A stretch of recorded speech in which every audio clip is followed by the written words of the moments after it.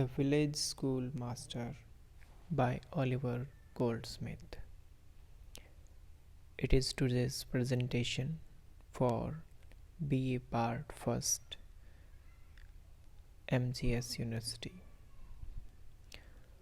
So dear students, let's start discuss this poem.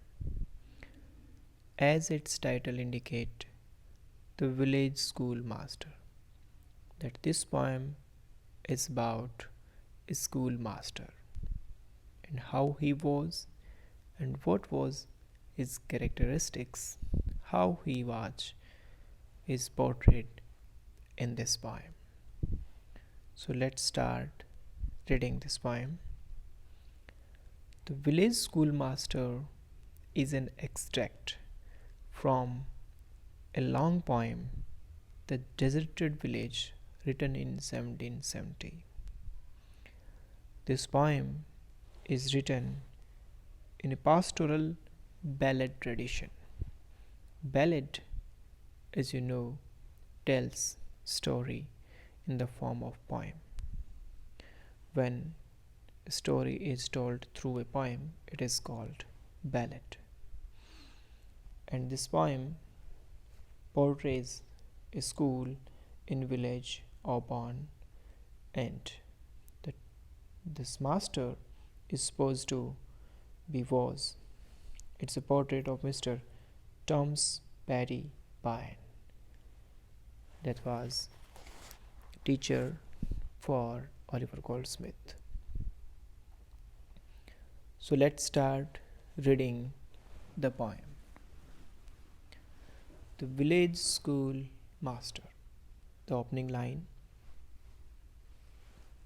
Beside yon straggling fence that skirt the way, with blossomed firs unprofitable gay, there in noisy mansion skilled to rule, the village master taught his little school. A man severe he was and stern to view, I knew him well and every truant knew. In the opening line, the poet built the atmosphere and takes us to the physical characteristic of the school. Beside yon there, straggling fence, the fence that was straggling, that was little bit broken, that skirt the way. Along the way, this was the way, and there were fences along the way that were straggling, but blossomed firs unprofitable gay. Firs, a type of flower that on the fence that was along with the way to school, full of flowers, and the flowers were blooming. A pleasant atmosphere, create a picture of pleasant atmosphere. They are in his noisy mansion. The mansion was noisy because there were students, so it was noisy.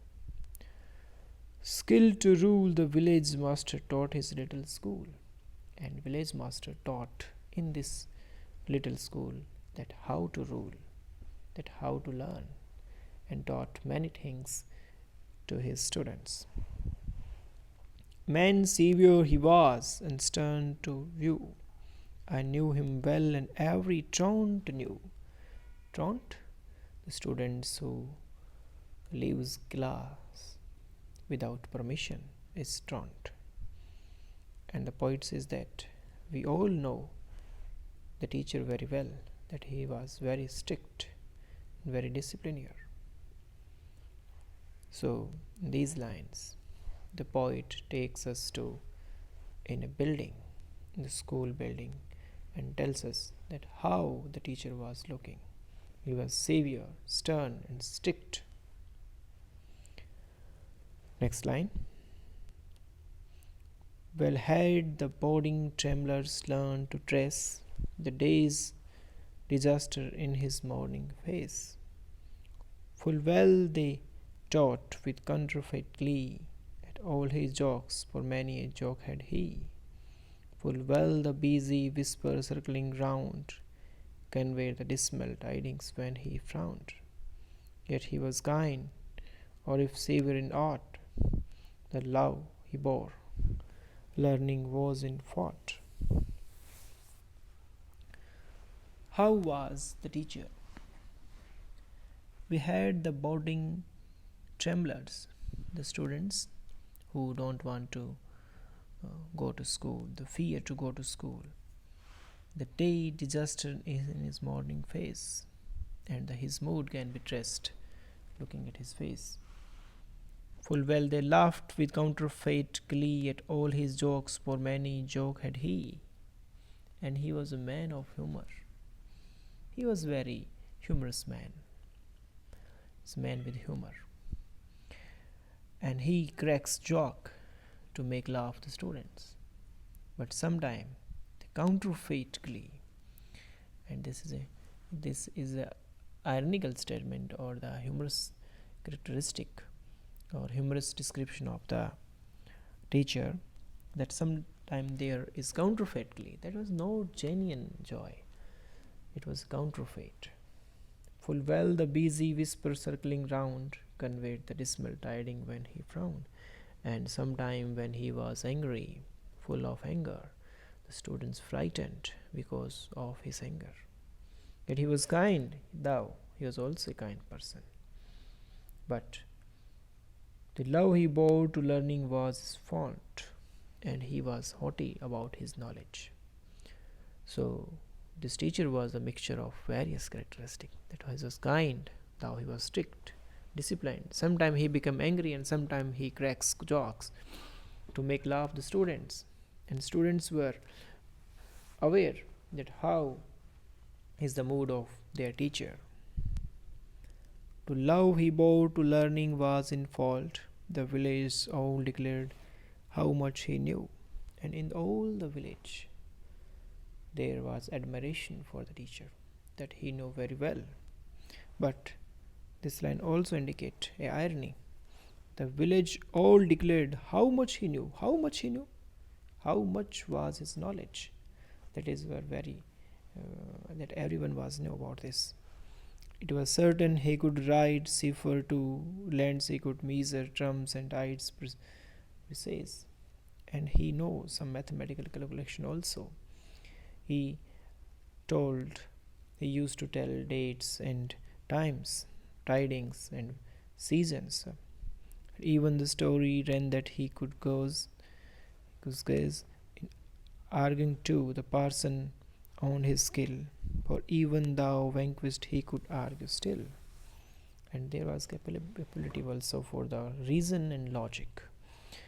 Sometimes he make arguments, and sometimes he defeated in argument. He still makes the argument. So this is a taunt or a sarcasm on the teacher's personality. While words of learned length and thundering sound amazed the gazing rustic ranged around, and still they gazed, and still the wonder grew, that one small head could carry all he knew, but past is all his fame, the very spot where many a time he dreamt forgot. And how his praise spread everywhere, and how he was forgotten, is described in this line. The poet became nostalgic about the schoolmaster, while words of learned length and thundering sound amazed the gazing rustic ranged around, and around the teacher the whole life of village ran, and he presented himself that he was very learned person. And still they gazed, and still the wonder grew, that one small head could carry all he knew. And how a small head can carry so much knowledge? A humorous description of the teacher, that even his little mind can bear so much calculation, so much knowledge.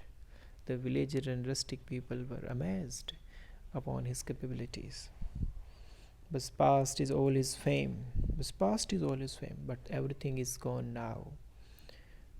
The very spot where many time he dreamed is forgot. And very spot, that is a particular palace there he used to teach. that is the school, is now forgotten, and with the school the teacher is also forgotten. So in this way, Oliver Goldsmith portrays typical character from the 18th century's village life, a character of a portrait of school teacher. Thank you for watching.